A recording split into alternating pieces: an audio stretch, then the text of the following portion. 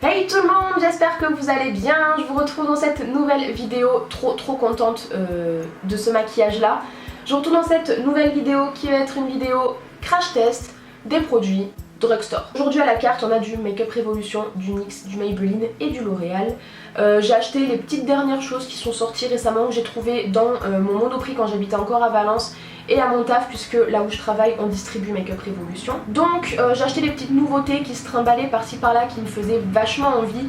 Et résultat des courses, je vous ai sorti ce petit maquillage là que j'aime beaucoup. Je suis vachement fan du maquillage des yeux.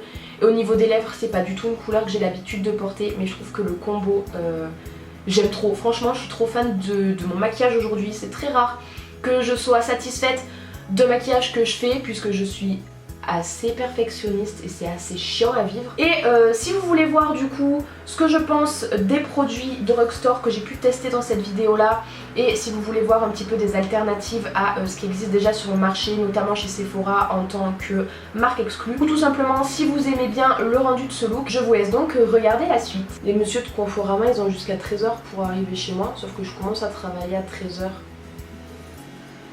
Mais là de toute façon je commence à filmer, donc ils devraient pas arriver dans bien longtemps hein. Parce que bien évidemment ils arrivent toujours au bon moment. Comme dans tout maquillage, je viens appliquer la base. Donc ici c'est la Face Studio Prime de chez Maybelline, c'est la Pore Minimalising. Donc elle est censée venir flouter l'apparence des pores et des petites imperfections. Tous les produits que je vous montre là, c'est des produits auxquels je n'ai jamais touché. Je ne les ai jamais ouverts, je ne les ai jamais utilisés, donc c'est la première fois. Bah déjà la base niveau texture elle est siliconée, ça me change pas trop de ce que j'utilise d'habitude. Histoire d'être vraiment sûre, parce que pour le moment je suis pas trop convaincue. Bon après j'ai pas le fond de teint non plus qui est appliqué, je vais venir juste en rajouter là,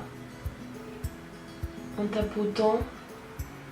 Ensuite on passe au fond de teint et j'ai pris le Infaillible de chez L'Oréal en teinte 25 ivoire rosé, puisqu'en fait quand j'ai acheté tout ça il faisait encore froid, on n'était pas encore rentré en été, on était encore au printemps, donc j'avais ma teinte d'hiver. J'espère que ça va quand même matcher. Je pensais pas qu'il serait aussi liquide que ça, vu qu'il est censé être couvrant. Je m'attendais à quelque chose de crème et vous voyez il est vachement liquide. C'est la première fois que je remets du fond de teint depuis très longtemps. Donc voilà ce que ça donne. À la caméra j'ai l'impression que vous voyez quelque chose de vachement couvrant, mais en réalité j'aurais appliqué une bébé crème ou une CC crème, ça aurait été pareil à un petit truc près. Vraiment là on n'est pas sur de la totale couvrance, on est quand même sur un rendu naturel, donc moi en soi ça me va hein. Mais si vous vous attendez à avoir un rendu complètement flawless, filtre Snapchat et où on voit plus aucune imperfection et tout, pas vraiment. Par contre la base est super parce qu'elle a vraiment minimisé l'apparence des pores. Et même là je sais pas si vous le verrez, mais j'ai un petit bouton et ça a pas du tout camouflé la rougeur. Par contre la base elle est super. Le fond de teint je vais essayer de rajouter une petite couche, voir s'il est pas modulable des fois. Dans le doute, que parfois il y a des fonds de teint qui sont vachement modulables, donc à voir si celui-ci l'est. J'ai l'impression qu'il est un peu modulable. Bon par contre voilà la rougeur de mon bouton elle est toujours présente hein. Ça fait un teint vachement frais, ça reste naturel entre guillemets, c'est un peu modulable, donc soit vous mettez une fine couche et vous avez le même rendu qu'une bébé crème CC crème, soit vous en mettez un peu plus et on a un rendu à peine plus couvrant, mais c'est pas non plus de la couvrance au même titre que Huda, Tarte et j'en passe. Oh, j'ai failli faire un arrêt, j'ai cru que j'avais pas allumé la caméra. Une fois que j'ai fini d'appliquer mon magnifique fond de teint, je me munis de mon anti-cerne et là c'est toujours de chez L'Oréal. C'est le Age Perfect, comme ceci, c'est un anti-cerne lumière. Oh là là. Déjà le fond de teint j'étais en train de me dire que je l'avais pris vachement rosé. Bah là l'anti-cerne il est vachement jaune, il est même pas neutre. Donc bon écoutez, au moins l'un dans l'autre, peut-être que je vais réussir à avoir quelque chose de similaire à ma carnation. Par contre il pique les yeux. Il a une odeur de maquillage tellement forte que les vapeurs du truc ça pique un peu les yeux. Bon après j'ai les yeux sensibles hein, mais bon, je préfère le dire au cas où. Ah ouais non par contre la teinte ça va pas du tout, je l'ai pris trop jaune. Il est plus... mais en fait il est jaune, mais dans le packaging il paraissait bien plus neutre et en plus de ça il paraissait plus clair. Par contre entre le temps où je l'ai posé et le temps où je suis venue l'estomper, il s'est vachement foncé. Donc ma peau l'a oxydé, super. L'anti-cerne en soi est vraiment pas mal parce qu'il est très lumineux. La teinte dans le packaging paraît plus claire que la teinte qu'on va avoir sur le visage et en plus de ça, dès que je l'ai mis, elle s'est assez rapidement oxydée. Donc je sais pas si c'est ma peau, si c'est le produit. Au niveau de la poudre, pour la poudre libre pour venir poudrer mon contour de l'œil et ma zone T, j'ai pris la Bake and Finish de chez Makeup Revolution, la blanche, donc la translucide. Ensuite en poudre compacte, j'ai la Fit Me de chez Maybelline, la Matte and Poreless. Pareil, la teinte c'est la translucide, la blanche. Honnêtement, le combo des deux poudres est vraiment pas mal. Plus la base, je pense, qui elle aussi avait un effet pore minimizer. Là, la poudre qui a elle aussi l'effet pore minimizer, la poudre, celle-là, hein, pas la Bake and Finish, vraiment celle-ci. Ça fait un rendu vraiment tout lisse. J'aime beaucoup. Donc la base Maybelline et la poudre Maybelline, c'est un coup de cœur. Franchement, je m'y attendais pas, elles sont vraiment super. Maintenant, on passe au bronzer et j'ai cette palette de chez Maybelline qui est la Master Bronze. Donc il y a des highlighters et des bronzers à l'intérieur. Aujourd'hui, je vais venir utiliser le bronzer le plus clair de la palette, donc c'est celui-là. Je vais pas l'appliquer vraiment bien précisément. Je vais bien venir le flouter, faire des grands gestes et tout, pour après prendre le deuxième bronzer, donc celui du milieu, et venir marquer un petit peu plus.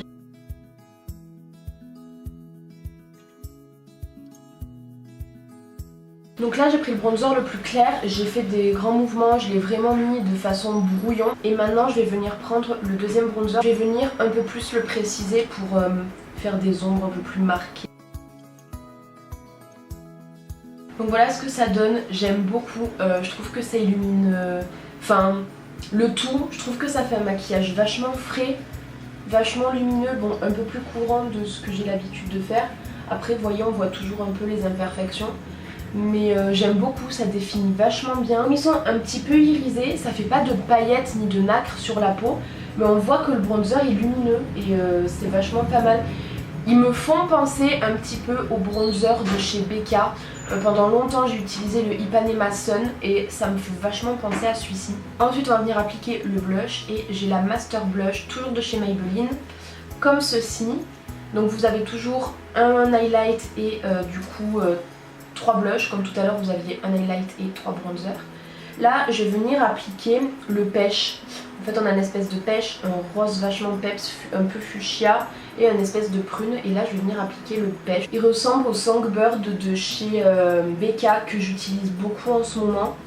Donc ça me sort pas trop de mes habitudes au bout du compte. Même les blushs sont vachement lumineux, il y a des petites, j'ai l'impression qu'il y a des petites nacres. Par contre là, au retour j'ai l'impression que vous voyez 2 barres de blush alors qu'en réalité c'est vachement fondu, ça fait pas des barres. Il est vachement joli, pareil, il fait un teint très frais, il est vraiment beau.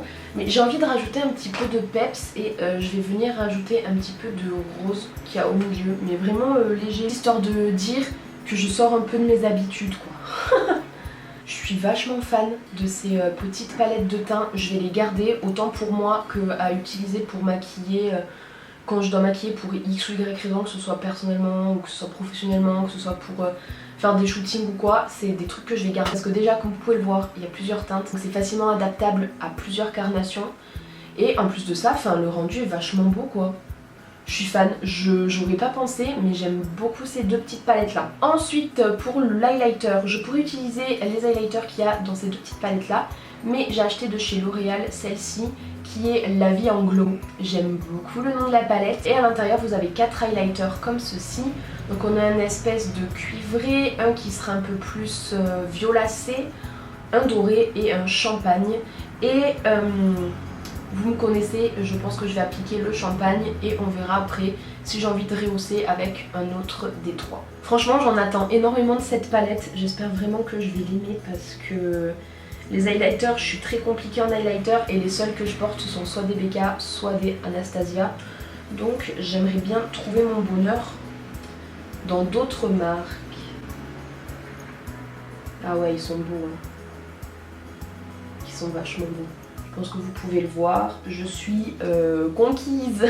Comme vous voyez et comme vous avez pu le voir, la pigmentation est magnifique, il n'y a rien à dire. Pour le prix, le rapport qualité-prix est juste somptueux. Le rendu est vachement beau. Voilà à quoi ils ressemblent. Ils sont vachement lumineux. J'en attendais beaucoup et je suis pas déçue. C'est un très bon point parce qu'en highlighter je suis très difficile comme je l'ai dit et je suis intransigeante, c'est-à-dire que si ça me convient pas dès le premier coup de pinceau, c'est radical, c'est mort. Et là, j'en attendais beaucoup. Alors c'est pas du Amrezy d'Anastasia Beverly Hills, mais pour le prix, très honnêtement, foncez l'acheter si elle est encore disponible, foncez la trouver sur Amazon si elle y est. Mais honnêtement, si vous êtes fan d'highlighter comme moi, procurez-vous-la mais les yeux fermés, vraiment. Ensuite on va passer aux sourcils. D'habitude je fais mes sourcils avec la pommade de chez Anastasia Beverly Hills et aujourd'hui j'ai une petite pommade comme ça de chez L'Oréal. C'est la Paradise Pomade Ecstatic. Et pour fixer, j'ai pas trouvé de fixateur transparent qui me convenait, donc je vais venir fixer comme d'habitude avec mon brow setter de chez Benefit. D'habitude j'applique avec mes propres pinceaux, Kenny nous a rejoint. D'habitude j'applique avec mes propres pinceaux, là je vais appliquer avec celui qui est fourni, je vais voir ce que ça donne. La teinte est juste parfaite, le seul souci c'est que la pommade elle se décompose en cours de route, je sais pas, elle sèche rapidement ou je sais pas. Et en fait quand on essaye d'appliquer ça fait des petits morceaux. Bon soit on passe un coup de goupillon et ça part, mais c'est vrai que c'est un petit peu embêtant. Donc voilà, une fois que c'est terminé, alors elle est très bien, pour le prix elle est très bien. Par contre je continue de préférer ma Anastasia Beverly Hills parce que la Anastasia Beverly Hills vraiment au niveau de la teinte c'est le perfect match vraiment. Là au niveau de la teinte on est bon, le seul souci c'est qu'elle est un peu trop taupe. Là moi la teinte que j'ai c'est la Ebony, je la trouve un peu trop top, elle est un peu trop grisée. Sachant que les teintes plus foncées, après si on était carrément sur du noir, ça aurait été vraiment beaucoup trop foncé. Et les teintes un peu plus claires, il y avait un petit côté rouge orangé à l'intérieur, pareil ça aurait pas été bon.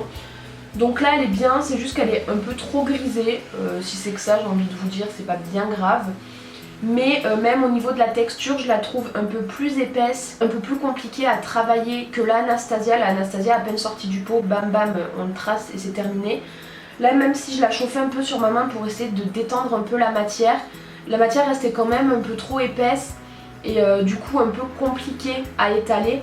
Mais enfin c'est un petit détail, ça reste étalable, c'est pas comme si vraiment ça sortait en bloc et que c'était impossible à étaler, que c'était sec ou quoi. Ça s'étale, hein, c'est juste que comparé à ce que j'ai déjà eu l'habitude d'utiliser en pommade, celle-ci est à peine plus compliquée à travailler que la Anastasia. Mais une fois que vous faites la main dessus, je suppose que ça file tout seul, comme l'Anastasia qui au début on en met trop, donc du coup c'est trop foncé, c'est trop pigmenté, etc. Pareil, c'est un coup à prendre comme à chaque fois qu'on utilise un nouveau produit. Par contre là je vais les appeler parce qu'il est 11 h, les mecs ils sont toujours pas là en fait. Pour les yeux je me tâte un peu parce que je me suis acheté 3 palettes récemment. J'ai celle-là, j'utilisais que le noir pour faire un maquillage shooting. Donc ça c'est une de chez Makeup Revolution, la Créative volume 1, elle est vachement colorée, elle est super belle. Toujours de chez Makeup Revolution, j'ai celle-ci qui a été faite en collaboration avec Emily, je sais pas qui c'est, je suppose que c'est une youtubeuse, une influenceuse. C'est la Emily Edit The Ones. Pareil, super colorée, elle est vachement jolie celle-ci aussi. Et ensuite j'ai la NYX Off Tropic, pareil vous devez la connaître celle-là, qui se présente comme ceci, elle est trop jolie, je l'aime trop. Et je me tâte un peu entre les trois. Je pense que je vais utiliser la NYX parce qu'au niveau des teintes, c'est un peu plus les teintes que j'ai envie de travailler en ce moment, donc le orange, jaune, etc. Au niveau de la base, du coup, je vais venir appliquer ma base de chez Makeup Revolution. Je vais venir commencer par utiliser l'espèce de moutarde juste ici, que je vais venir appliquer dans mon creux de paupière un peu brouillon. Je vais venir le laisser en transparence quand même, hein, parce que comme il est moutarde, il est assez foncé. Si je le mets un peu trop épais pour qu'on voit bien la pigmentation, le souci c'est que ça va être trop foncé par rapport aux teintes qu'on va utiliser après. Donc j'en mets peu et je l'estompe bien pour avoir un effet vraiment transparent, juste pour avoir la petite marque de la couleur. Ensuite je vais venir prendre l'espèce de corail orangé juste ici, pareil on va le mettre un cran en dessous. Petit souci souci, c'est que les fards, on a beau les en remettre et les re-estomper, si on les estompe un peu trop, ils vont être un peu trop transparents. C'est que les pigments deviennent vite inexistants. C'est pas faute d'en remettre et d'en remettre et d'en remettre, mais... C'est vraiment des brels à Conforama, mais des brels. Ah, je vous jure, mais les gens... Une fois que c'est terminé, je vais juste faire en 2 couleurs. J'ai pas envie de faire un sunset avec 15 000 couleurs. Une fois que c'est fait, je vais prendre le orange qui est juste ici, que je vais venir mettre sur toute ma paupière mobile, enfin sur les 3/4 du coin interne, jusqu'au milieu de la paupière. Ensuite, je vais venir prendre le doré juste là, que je vais venir appliquer en coin interne et sur le coin interne de ma paupière mobile. Je viens prendre le vert qu'il y a juste là et je vais venir le mettre sur tout mon ras de cils inférieur. Et ensuite, j'ai bien envie de prendre l'espèce de prune et de le mélanger au rose ici, de mélanger les 2 teintes et de le mettre sur tout mon ras de cils supérieur. Vraiment en ras de cils pour essayer de donner un côté un peu plus défini et charbonneux aux yeux. Je sais pas trop si vous vous en rendez compte, mais je l'ai fait sur cet œil là et ça rajoute vraiment un petit truc.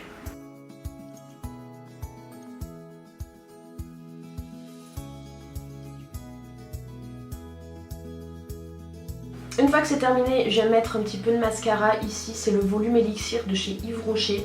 J'ai jamais vraiment testé Yves Rocher, je me suis jamais vraiment maquillée avec leurs produits. Si vous voulez que je vous fasse une vidéo où je crash teste les produits Yves Rocher, dites-le moi en commentaire.